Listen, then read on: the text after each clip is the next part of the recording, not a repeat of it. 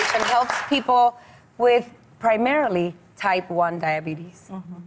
Yes, yes. Primarily, we started out with type 1 diabetes because Dana got diabetes when she was 7 years old.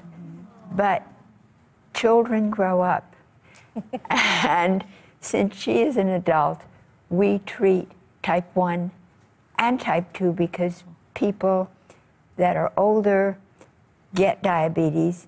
Usually, when they get it, they don't have to take insulin. Probably they're a little overweight, and their pancreases are working, but the insulin can't get through the fat cells to the receptors. With type 1 diabetes, which Dana got when she was 7 years old,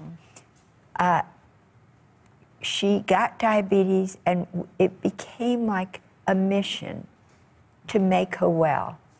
When I told Marvin, your husband, your late husband? My late husband, that we were at the hospital and that Dana had diabetes, he said, "So fix it."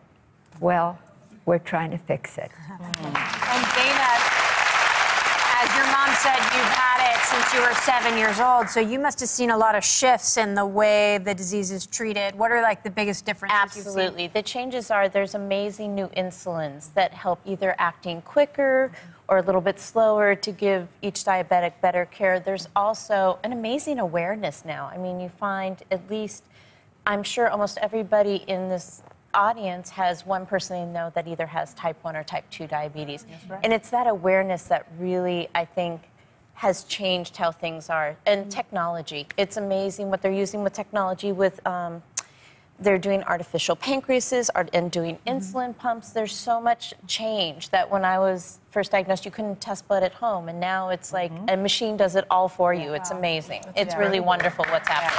And one of the ways in which you guys are helping drive that change is that you have the Carousel of Hope Ball. And this year, you're going to be hosting the 27th Carousel of Hope Ball on October 11th, which is a huge star-studded event. Yes. So many people turned out, and you're probably your biggest fundraiser for your organization. George Clooney was honored at the last ball. Who are you going to be honoring this year? Mom. Well, we're going to be honoring Magic Johnson. Yeah! Yay!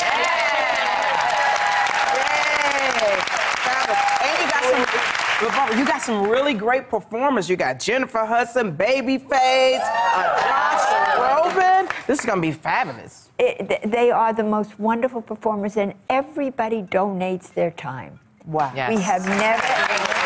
Dana, in the final moments, what's the message you want to give to everyone out there who's raising a child with diabetes? Absolutely. It's that it's a livable disease. It's a very serious disease, absolutely, but that it's a disease you can thrive in. We have Olympic athletes that are diabetics. We have race car drivers that are diabetics now.